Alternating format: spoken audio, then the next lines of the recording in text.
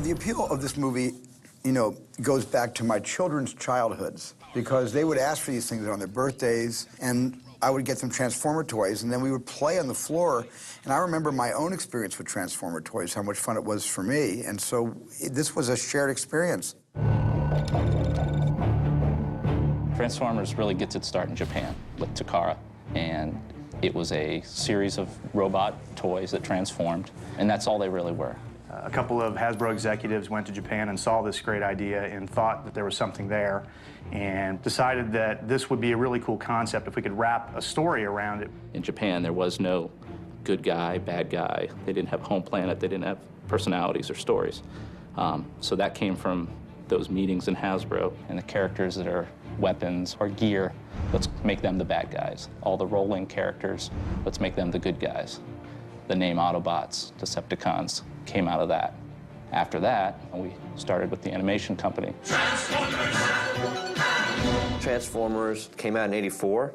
We weren't quite into girls yet, I don't think. So it was getting home from school, Transformers, glass of milk, brownie, whatever, you know, your snack. I don't know what your snack was or what you were allowed to eat. Not a glass of milk and a brownie. But we saw it right when it came out. Many millions of years ago, on the planet Cybertron, life existed. But not life as we know it today. Intelligent robots that could think and feel inhabited the cities. They were called Autobots and Decepticons. At the time, there had been new legislation that kind of opened up toy-related animation. Decepticon rule forever! So it was one of the first shows that what you saw as a toy was in the show. The Transformers, robots in disguise. Transformers has a passionate fan base. Who's the biggest Transformer fan? Me.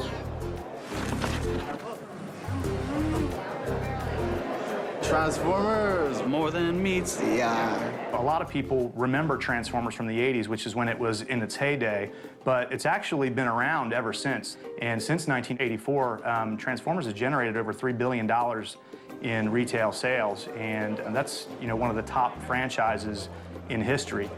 I have more than 1,000 Transformers at my house, fan since I was a kid. I think it's just the mythos. I think that's what really got me into it after I was a kid watching the cartoon. Strong characters and just a very cool toy line to support it.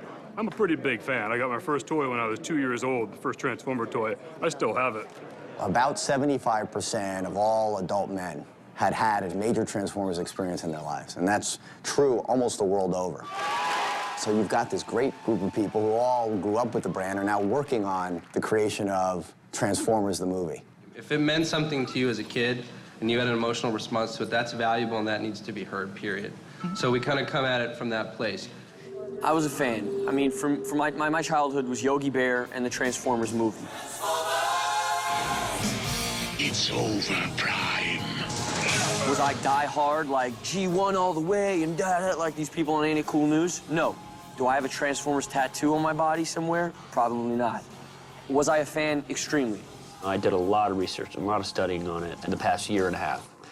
So that would make me definitely a Transformer head geek somehow. From the very beginning, we knew we had fans following this. From the first time that a piece of art got out to the fact that Michael Bay's computer was hacked and the script got up online. So I must say, so in fear of one of you guys stealing my computer to find out the real robot names, I decided that it'd be better to tell you this week or next week the true names, okay? Because I like my computer's got a lot of other secret on it as well. You could keep nothing secret on this movie. And the design started getting out on the internet. And people were saying, oh, Michael Bay, you wrecked my childhood. Damn you, Michael Bay. Like most Transformers fans, when I first saw the designs of the movie, I was like, what? They changed everything. It's completely different. What's going on here? I think a lot of fans hated me for it at first. After I read some of the posts that said they wanted to protest out of my office, they actually picked the wrong office because I moved. They didn't know my real address. So, and then the few little talkbacks where they said they want to hunt me down and kill me, I had a couple of those. But generally, I would take some of the constructive criticism of stuff they saw. I actually changed Megatron's face when they opposed it that much. It was very important to get our teaser out there that was like more of a badass teaser to show that it's real. Not a cartoon. That teaser on Yahoo is the most downloaded teaser ever. That's crazy. So all of a sudden they see the headpiece.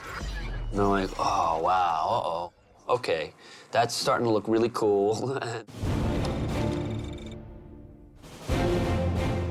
You have to totally respect what's been created, and you can't, deviate. And I knew if I were to put these characters in the real world, they'd have to fit in the real world, and they have to be much more intricate.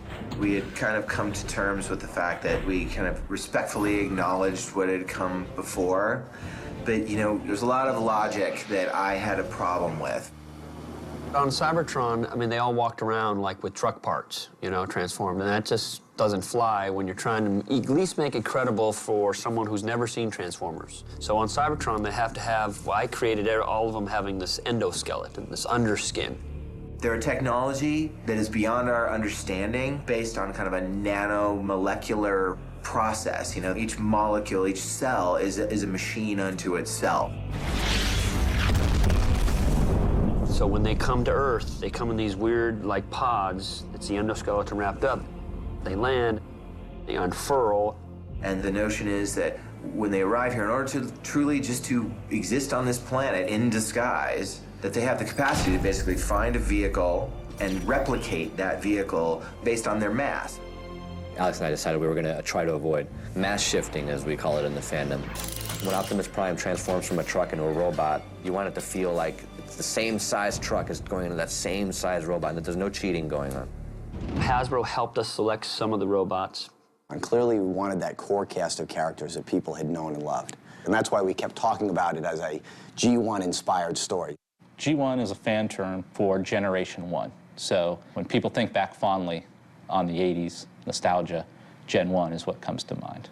The characters that we knew had to be in the movie, without a doubt, were on the Autobot side, Optimus, Bumblebee, Jazz, and Ironhide. And on the Decepticon side, it had to be Megatron, Starscream. And we knew we had to have someone kind of related to Soundwave. Frenzy's in there as kind of a representative of that. I actually wanted more robots than we had, but it just ultimately got too expensive.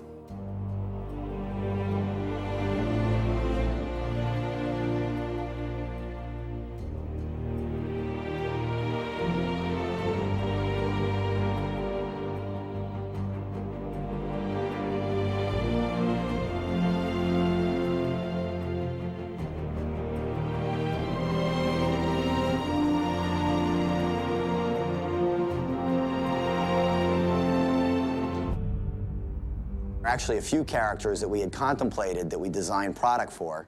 We have a character here, RC, who's one of the only female robots in the Transformers lore.